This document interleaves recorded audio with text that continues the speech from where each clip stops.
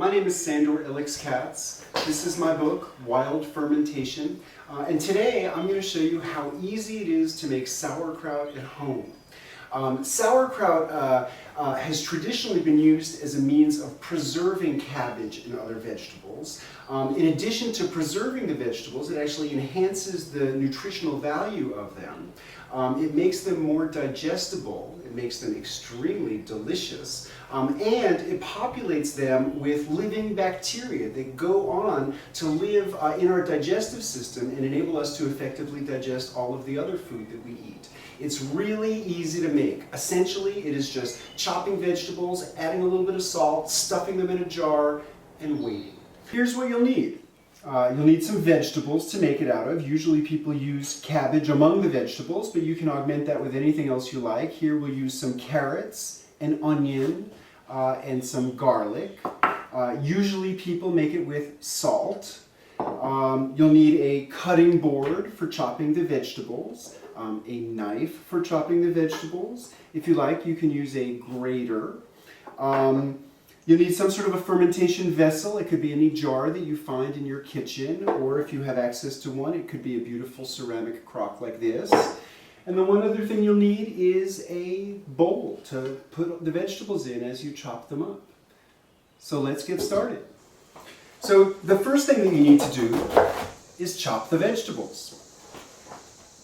So what I usually do is I quarter the cabbages, and then I cut the core out of each quarter. And then I use the knife, using my finger as a guide, to shred it kind of finely. But really it doesn't matter. I always tell people who are helping me, chopper's choice. So usually when I work with carrots and other root vegetables, I like to grate them. Just like this. There's no reason you couldn't chop them if you'd rather do that. We're creating surface area. If it's fine or if it's coarse, it doesn't really matter.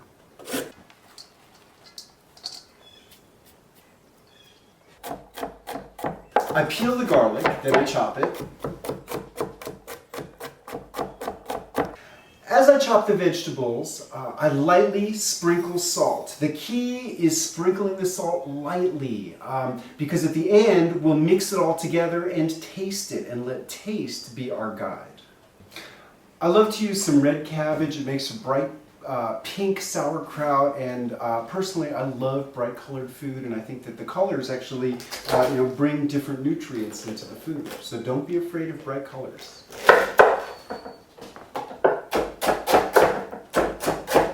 As I mix the vegetables together, I squeeze them. What squeezing does is it breaks down cell walls. The cells want to hold their juices in, but we want to get the cells to let go of the juices so that the vegetables can be submerged under them. So mixing and squeezing, and as you do this for a couple of minutes, you will notice that the vegetables start to get wet.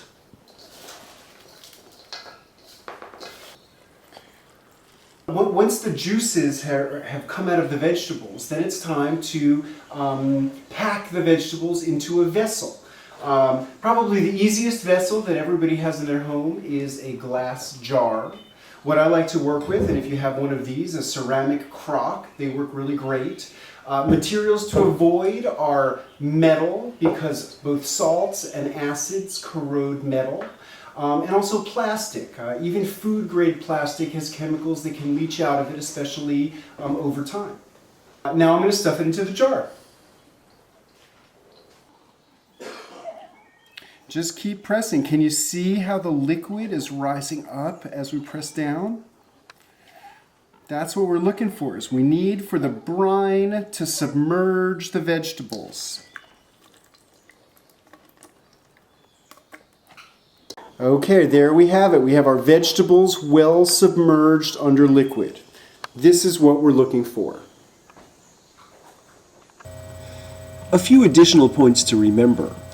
Check periodically to make sure the kraut remains submerged under brine, and add water if necessary. If you're sealing the fermenting kraut in a jar, be sure to release the pressure that will inevitably build up. If you're using a crock, place a plate on the surface of the vegetables and a full jug of water or some other weight to press it down and keep it submerged. Drape a cloth over the top to keep flies away. If surface molds develop, which is a very common problem, scrape them away and compost them. Remove any discolored kraut. The vegetables beneath it are still fine to eat. Sauerkraut and other fermented vegetables are intrinsically safe because acidic environments are inhospitable to food poisoning organisms.